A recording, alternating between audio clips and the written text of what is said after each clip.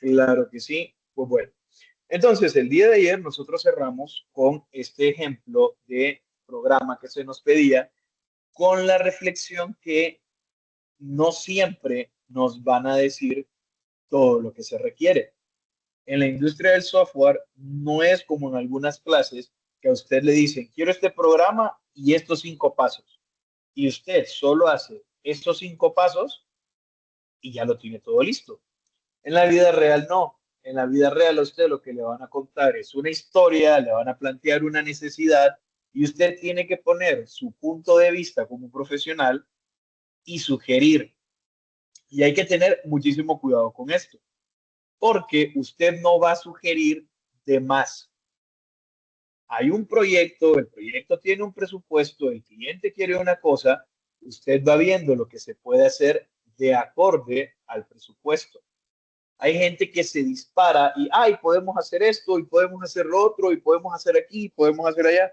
No, sin poder se puede hacer todo, pero ¿quién lo va a pagar? ¿Y cuánto tiempo tiene usted para lograr ese desarrollo?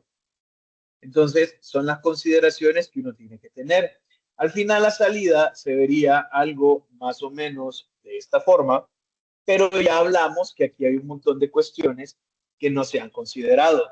Los mensajes de bienvenida, vamos, por lo menos sí está considerando la ortografía. Las entradas no fueron validadas, el programa no se repite una y otra vez, por ende, yo sé que no va a tener estadísticas, ¿ok? Y son cuestiones que uno tiene que cuidar. No solo en C++ se sigue la filosofía de divide y vencerás.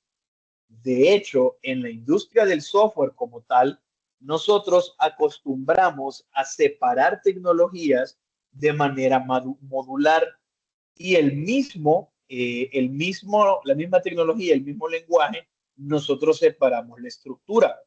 Y es que nosotros podemos considerar para un proyecto de software código fuente como el código que nosotros escribimos, el que es propio. Luego vamos a tener librerías. Y ojo que con librerías mencionamos librerías de terceros, librerías estándar, no necesariamente solo las que escribimos nosotros. Por ejemplo, ustedes hacen uso de input-output stream, ¿ok? Pero no la programaron. Ustedes tienen su código fuente y ustedes van a hacer uso de librerías. Yo sé que a estas alturas ustedes no han pasado de programar en la consola. Ustedes todos los programas que hacen los tiran directamente en la consola, leen directamente de la consola y se han dedicado a estar en la terminal. Pero eso va a ir cambiando. Nosotros ahorita sentamos las bases para lo que viene y es que el software en realidad también contiene multimedios.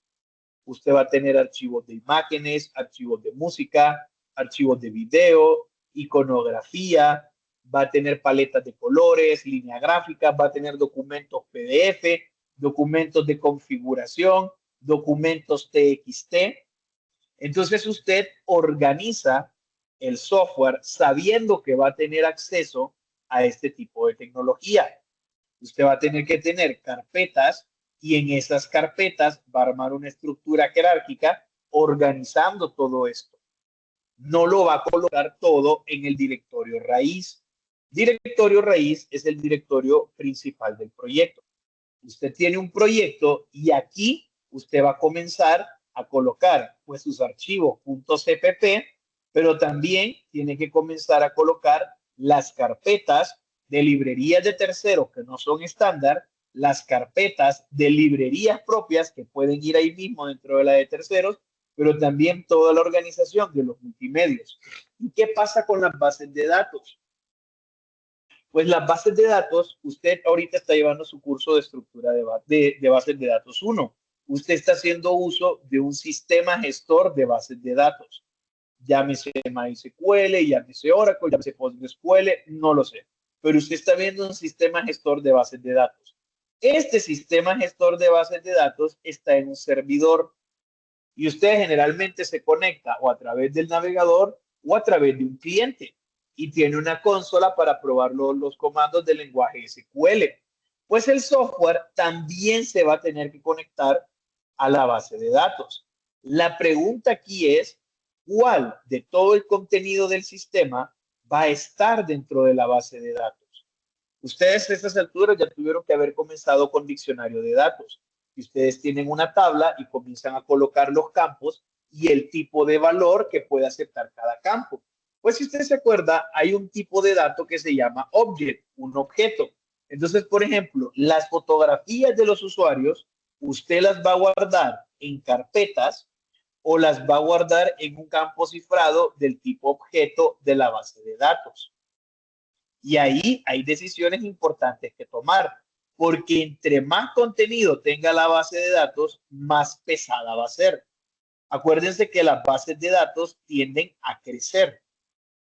Raras veces usted va a borrar de una base de datos. Entonces, hay que evaluar el servidor, cuánto espacio tiene para sus bases de datos y cuánto espacio tiene para archivos. Porque yo podría crear una pequeña base de datos con tablas para los archivos de configuración o podría crear archivos de texto para esa configuración.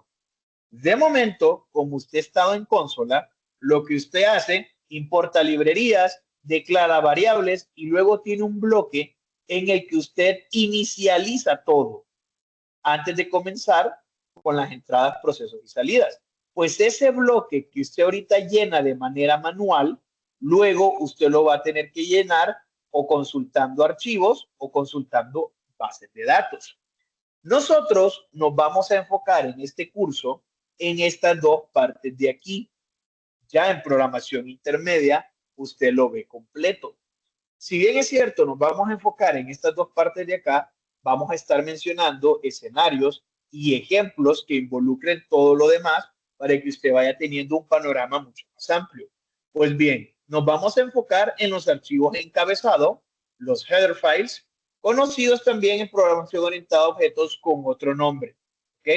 ¿A qué nos referimos con los archivos de encabezado? A la parte de importación de librerías. Y es que los archivos de encabezado son de extensión .h. H viene de header, es un encabezado. En C++ son esenciales para la organización y eficiencia de los proyectos. Organización. Yo tengo que organizar mis archivos. Yo tengo que organizar el proyecto. Y los puntos header me permiten eficiencia. Y es lo que nosotros vamos a estar estudiando. Los archivos .h son como planos, son interfaces, ¿ok? Es un plano porque me muestra a mí la guía de las cuestiones, las funciones propiamente a las que yo tengo acceso. Y es una interfaz porque me permite comunicarme con esa librería haciendo llamadas o invocaciones a esas funciones. Por ejemplo, la librería math.h, cuando yo consulto la documentación, me dice que tengo el coseno, el seno, el valor absoluto, la raíz cuadrada, que tengo poder elevar un número a otro, la potencia, ¿ok? Entonces, son los planos porque me dicen cómo están construidos. Me dice coseno, usted lo que necesita pasarle es un parámetro. A elevar, usted necesita pasarle dos. Uno va a ser considerado base y va a ser considerado exponente. Y también me da las interfaces porque me dice cómo tengo yo que mandar a llamar a estas funciones para ejecutarlas. Actúan como contratos visuales. Usted sabe que hay una función raíz cuadrada, SQRT, y le pasa algo. Contienen las declaraciones de todas estas entidades fundamentales. Ahora, una cuestión es la parte donde me dicen a mí cómo se llaman y la otra cosa es cómo hacen ellos los procesos. Porque estas declaraciones incluyen las firmas de clases, que esto no lo ven ustedes ahorita, estructuras, funciones y constantes necesarias para el compilador. Vean, estamos hablando de funciones. Seno, coseno, tangente, arcotangente, sran, ran, time, date. Estamos hablando de estructuras y clases, que las vamos a ver más adelante. La clase se llama estructura de datos, ¿ok? Pero también hablamos de constantes. Usted sabe que usted puede mandar a llamar el valor de pi el valor de E, por ejemplo, usted define constantes en estas librerías. Ahora, los archivos .h comienzan a introducir un concepto que es vital en el desarrollo del software y es la parte de abstracción, porque me permite referirme a los elementos sin conocer la implementación interna. Ojo, cuando ustedes escuchen el término implementación, asócienlo con a cómo está programado. ¿Cuál es el algoritmo? ¿Cuántos algoritmos utiliza? El hecho que yo no tenga que pensar en el algoritmo facilita el desacoplamiento. Ustedes saben que si incluyen la librería matemática.h y luego tienen una variable del tipo doble llamada x, y después pueden decir ustedes que x va a ser igual, mando a llamar a esa función, pongo la base, pongo el exponente, ¿ok? Entonces, yo sé que esta función me permite referir al elemento, puedo referirme a esto, pero yo no sé cómo está programado esto. Obviamente multiplico n cantidad de veces la base por sí misma. Ahí hay un for que va desde tal lado hasta el exponente y voy multiplicando, acumulando mi misma base. Pero si yo no conozco el procedimiento, no me importa, porque me permite referirme a los elementos, sea una clase, sea una estructura, sea una función o sea una constante, sin necesidad de conocer cómo está programada. Es como cuando ustedes, y eso se los mencionaba, como cuando ustedes vienen y encienden el carro. Ustedes solo le dicen encender. El celular le da una interfaz. Mantenga apretado el botón de power y se va a encender. ¿Cómo arranca la BIOS? ¿Cómo hace la...? No, a usted no le importa. Ni mira los mensajes de la BIOS. Usted escribe en un cuadrito de texto y presiona la flecha para enviar y esto se envía y le llega al remitente. ¿Cuántos servidores pasó de manera intermedia? ¿En qué punto se aplica una clave de cifrado? ¿Cuál es el algoritmo de la clave de cifrado? ¿Cómo se mide la longitud? Eso a usted no le importa. Entonces, yo me refiero a los elementos sin necesidad de conocer cómo están implementados. Y eso hoy por hoy es vital. Regresemos entonces, ¿ok? A este pequeño programa que nosotros tenemos acá. Pues bueno, incluimos input, output, stream, porque vamos a hacer uso de entrada y salida del stream buffer, ¿ok? Lo vamos a ver. Luego hacemos uso del nombre de espacio estándar. Entonces en el estándar yo declaro el cout, el cin, string, el cerror, ¿ok? Que acuérdense que cout viene de console out, ¿ok? Y ustedes tienen un operador de flujo de bits, el menor, entonces ustedes dicen cout y aquí tienen una cadena o un número. Están desplazando los bits, ¿ok? De la consola. Yo le voy a mandar esta cadena como salida a la consola. Por otro lado está el cin, que es al revés. Lo que la persona escribió en la consola, yo se lo estoy mandando a la variable. Y ahí nosotros tenemos estos operadores de flujo, ¿bien? De flujos de bit. Ok, entonces, incluimos las librerías. Vean que vamos a declarar, vamos a colocar la cabecera de una función.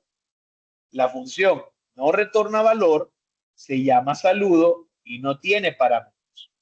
Luego tenemos la función principal, donde mando a utilizar esa función. Y por último tengo la definición de la función, es decir, qué hace la función. Y aquí hay algo que tenemos que tratar.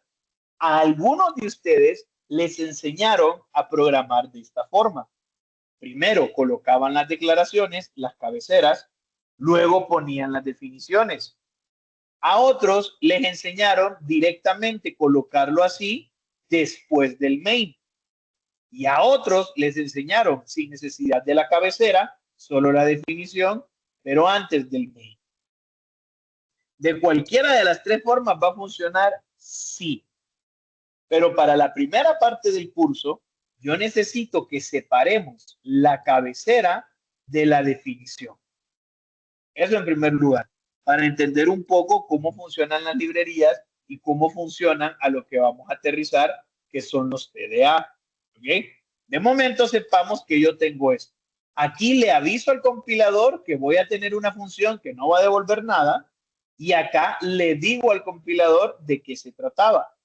De manera que yo lo puedo usar sin ningún problema, aunque yo todavía no haya dicho que era lo que iba a tener adentro. Entonces, nosotros vamos a estructurar el proyecto en tres componentes clave. Un archivo cabecera.h donde va a tener solamente las declaraciones de las funciones. Eso es lo único que va a tener un archivo cabecera.h, que lo único que tiene son las cabeceras, las declaraciones de las funciones, ¿ok? Y esta cabecera me va a servir como interfaz. Es decir, las funciones que aparezcan en la cabecera son las funciones que yo puedo invocar. Esa es la interfaz. Bien. Luego voy a tener un archivo de definiciones .cpp. Este archivo lo que va a contener es el cuerpo de todas las funciones que están puestas en cabecera. Finalmente, vamos a tener nuestro programa principal, que nuestro programa principal importa la cabecera y hace uso de las funciones, pero este archivo es el que tiene cómo funcionan esas funciones. Sencillo. Entonces, pensemos en este programa y sí sabemos que tiene un montón de errores, pero eso ahorita no nos preocupa. Vamos, acuérdense que eso es únicamente de ejemplo. Entre más complejo el programa, pues más tiempo nos va a demandar. Demandar un momento, toquemos esto, que nos sirve bastante bien, ¿ok? Entonces, lo primero que vamos a hacer es pensar cómo nosotros desarrollamos el software. Y nosotros lo que solemos hacer es esto. Importamos las librerías, hacemos las cabeceras de las funciones e inmediatamente nos vamos para el programa principal. En el programa principal hacemos todo el procedimiento que tenga que hacerse y luego ponemos en la parte de abajo el contenido de estas funciones de manera similar a este archivo de acá. Quiero aprovechar para algo. Sí, no tiene mucho sentido, son cosas muy básicas, pero lo que necesito es que ustedes manejen la idea. Acuérdense, en primer lugar, el nombre de la función tiene que ser autodescriptivo. Si voy a colocar un comentario, ese comentario no puede ir condicionando a la función. Acuérdense lo que les mencioné del caso del descuento. Si aquí decía algo y adentro decía algo y viene una persona nueva en el equipo de desarrollo, ¿a quién le hace caso? ¿A esto o a esto? Los comentarios tienen que tener valor como comentarios. Y si ustedes hacen cambios en el código, pues tienen que actualizar también los comentarios. Segundo, la cantidad de parámetros. Ahorita le puede parecer raro lo que estoy diciendo, pero en realidad una función no debería tener más de 2 parámetros.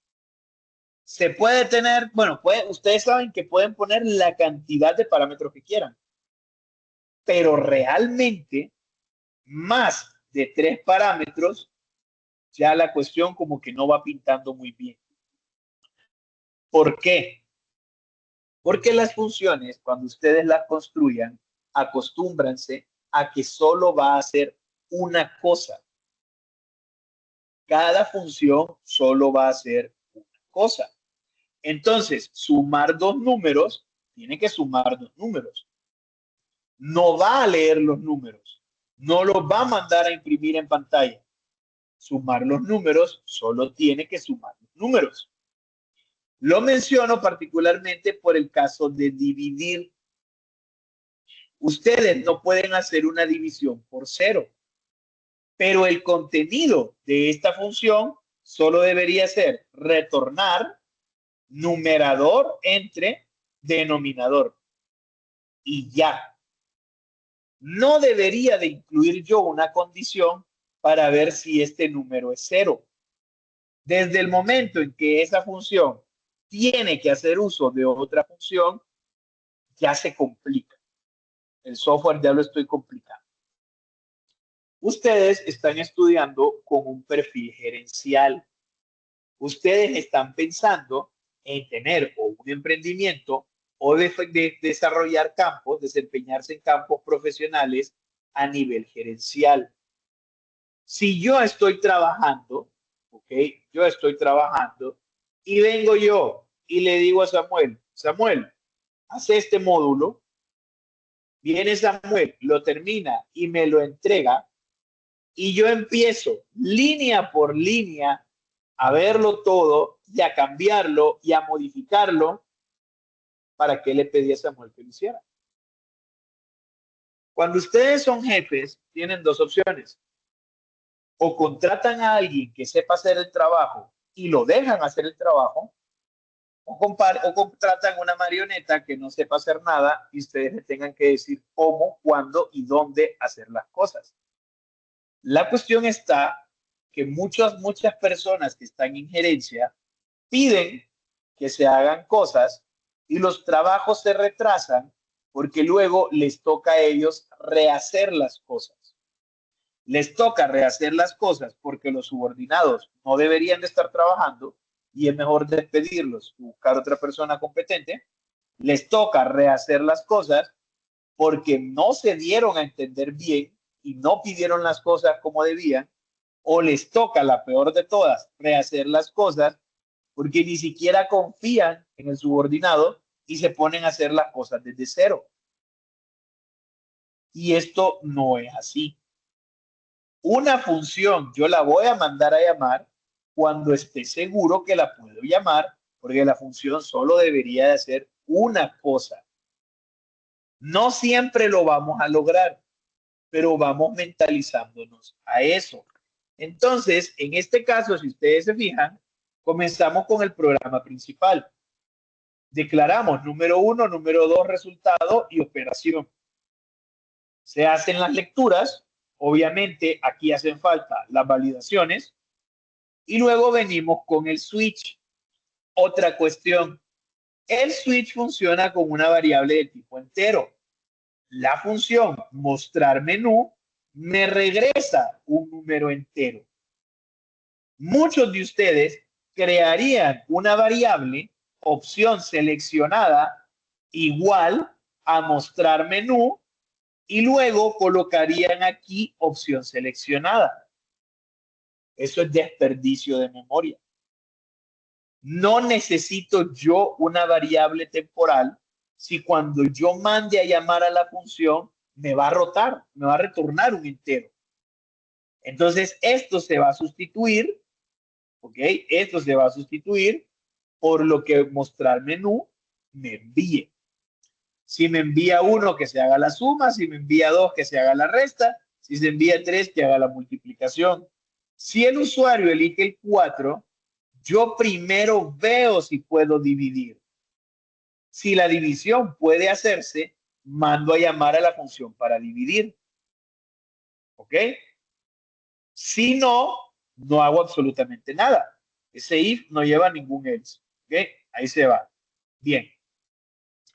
Luego en los resultados, yo vuelvo a preguntar y vuelvo a validar si el numerador del denominador era 0. En el caso que fuese 0, pongo el mensaje que no se puede y si es verdadero, pues pongo el resultado que fue que sí se pudo operar. Entonces, el control de las operaciones aritméticas está dentro del programa principal, pero hacer las operaciones aritméticas está dentro del control del programa.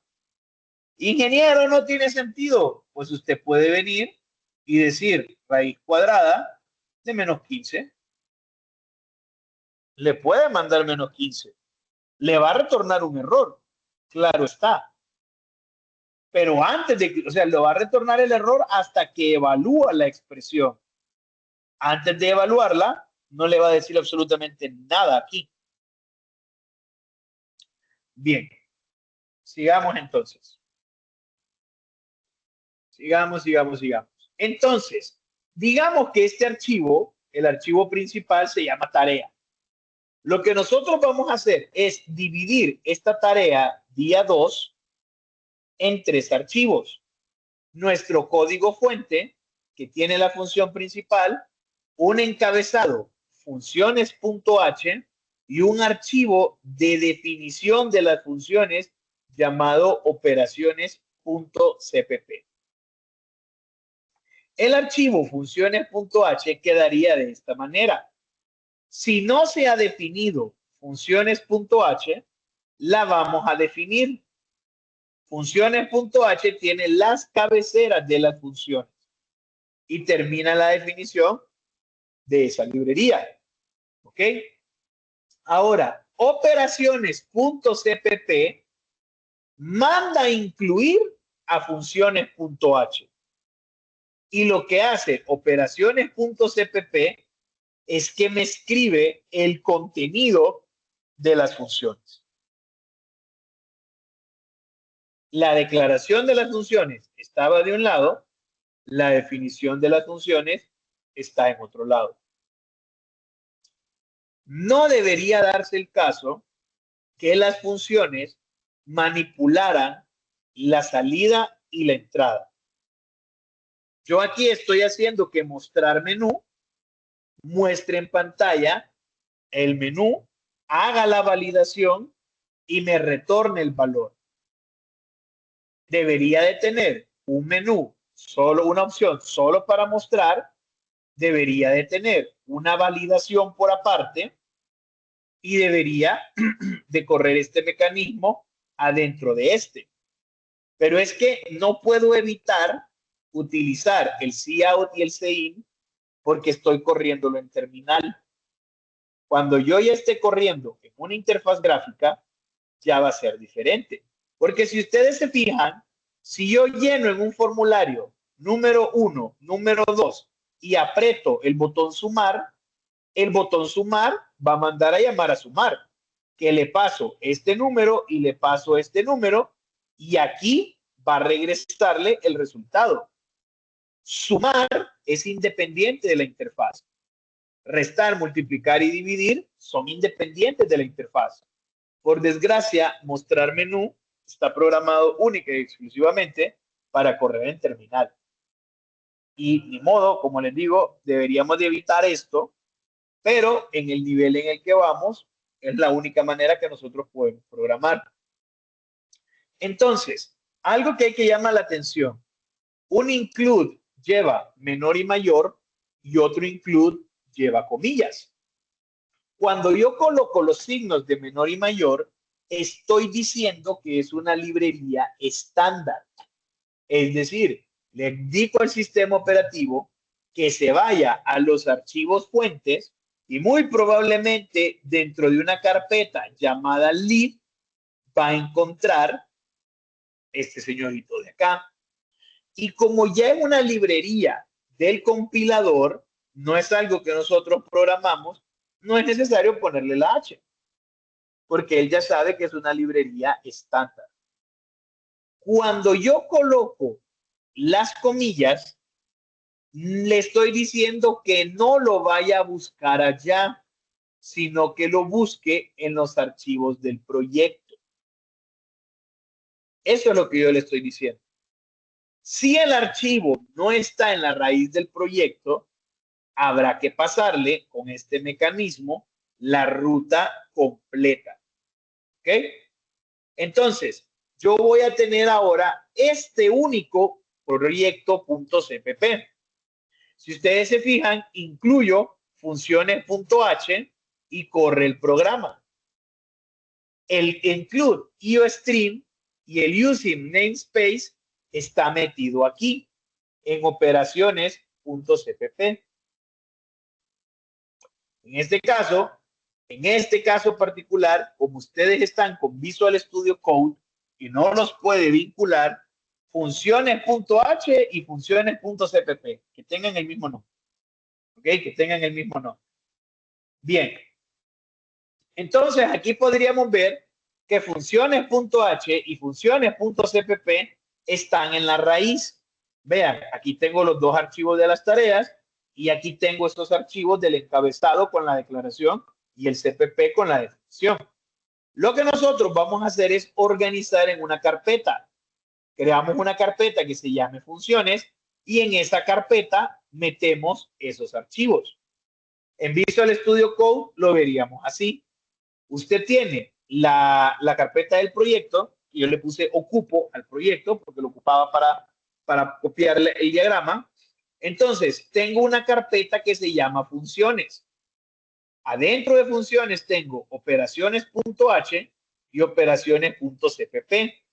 Y luego por fuera tengo un archivo que se llama tarea día 2 versión 3.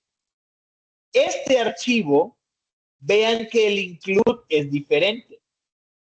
No es directamente operaciones.h, sino que le digo punto pleca, funciones, pleca el nombre del archivo. Esa notación nosotros la utilizamos en los servidores, en tecnologías de la información en general.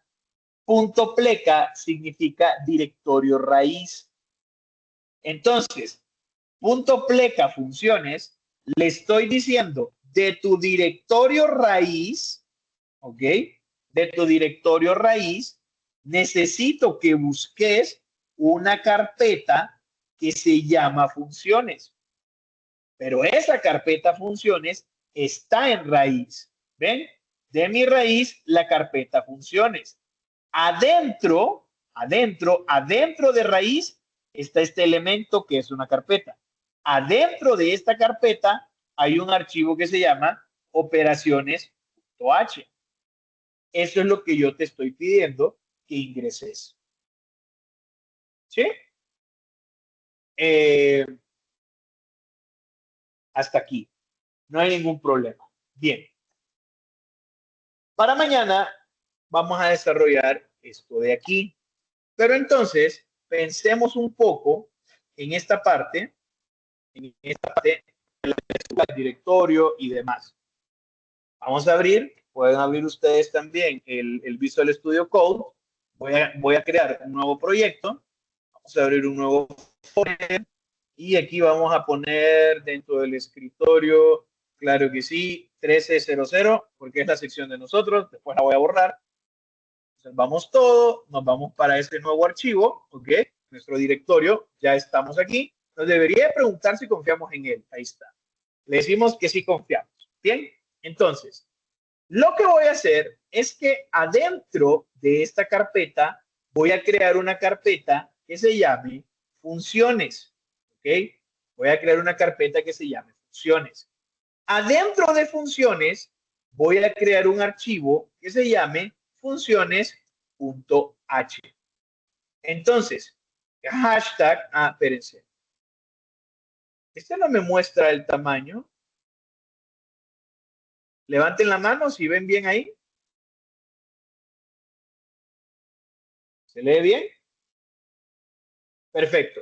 Entonces, yo voy a decir, si no está definido, if not define funciones, lo que yo voy a hacer entonces va a ser definirla.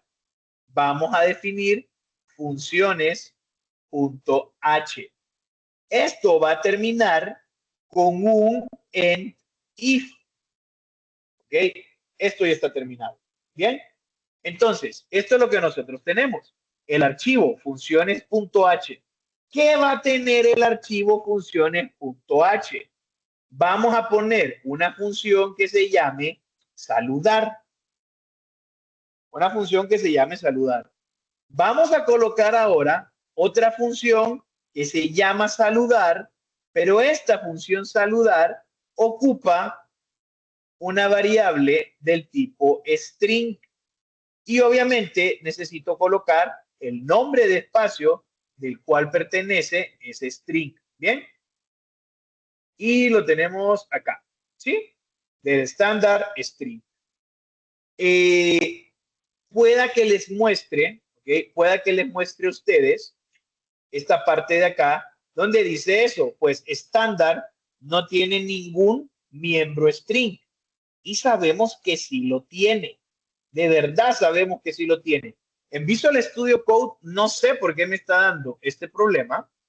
De verdad no sé por qué me está dando este problema, pero ustedes pueden incluir la clase string.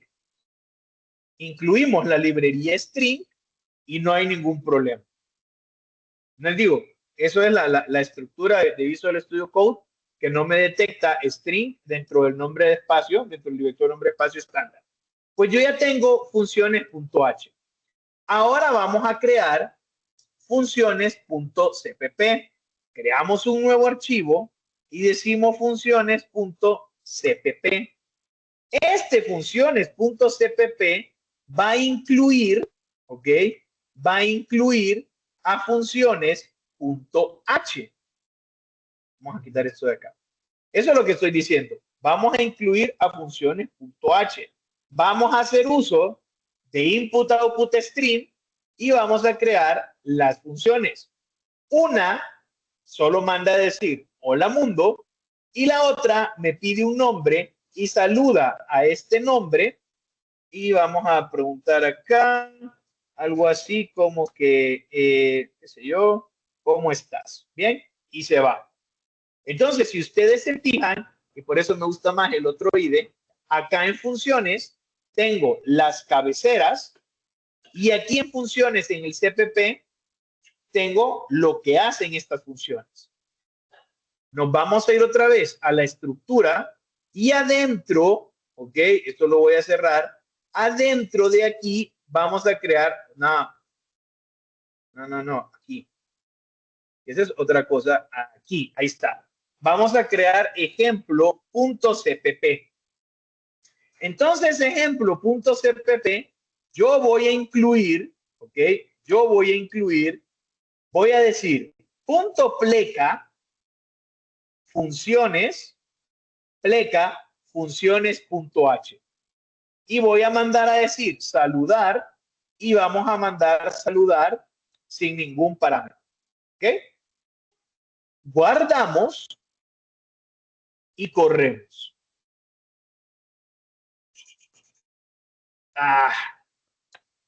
Punto pleca, funciones no declarada en este scope. Ok, hay algo, saludar. Saludar está aquí. Hay un problema que me está dando Visual Studio Code. Pues no declaré, dice scope. Y es en la parte, esto me lo reconoce bien, le dan control coma y ponen del code runner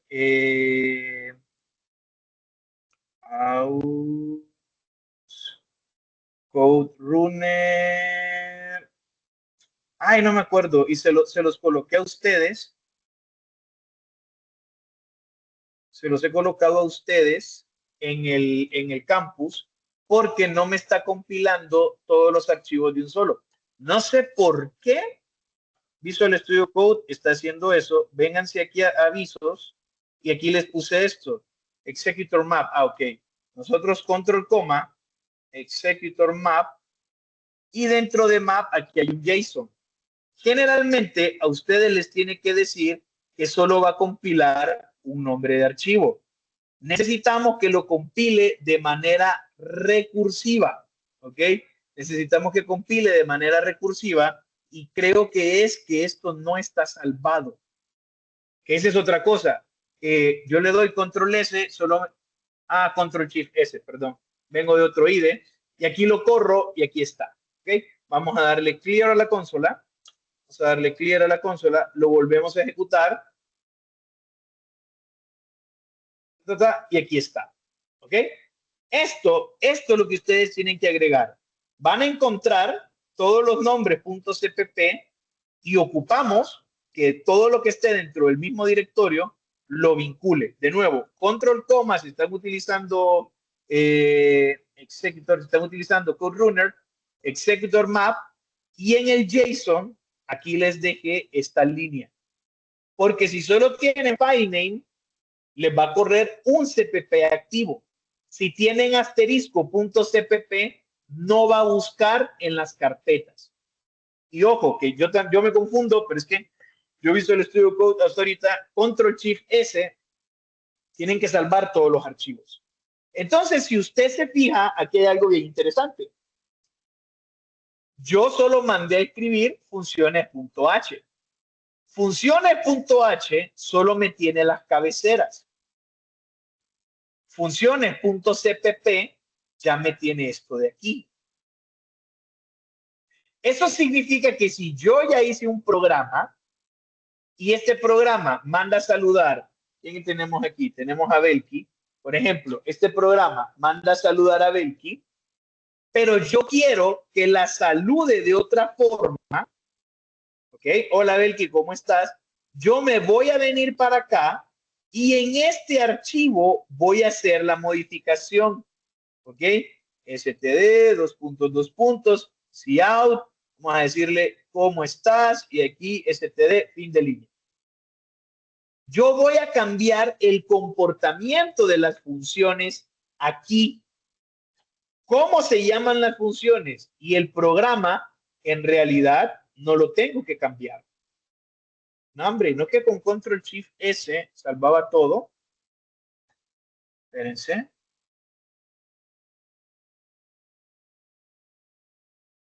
Pero no he hecho ningún cambio. Bueno, Control-Alt-N. Entonces, si ustedes se fijan, ahora me ha cambiado el funcionamiento de la función, pero yo no he tocado el programa principal. Lo que yo toqué fue este archivo de acá. No tuve que tocar el mapa de funciones, ni tuve que tocar el programa principal. Cuando ustedes incluyen la librería mat, cuando ustedes incluyen la librería mat.h, ¿ok? Mat.h, ¿ok? Ustedes pueden venir y podrían decir acá, std, cout, el valor de pi, ya estoy viendo que aquí tengo la constante, ¿ok? El valor de pi es mpi. Y mpi lo tengo adentro de la librería mat.h. Yo podría decir sqrt, ¿ok? Y el contenido de este sqrt está definido aquí adentro, en mat.h. Si yo me voy a la librería y le hago un cambio, yo no tengo que tocar este código. Es decir, que ustedes pueden refactorizar y eficientar las funciones sin necesidad de tocar el código fuente, el código principal. Y nosotros nos quedamos acá. Agradezco muchísimo su atención. No se les olvide que esto está aquí. Coman bien, duerman bien, hagan ejercicio. No olviden protector solar y bálsamo labial. Nosotros nos vemos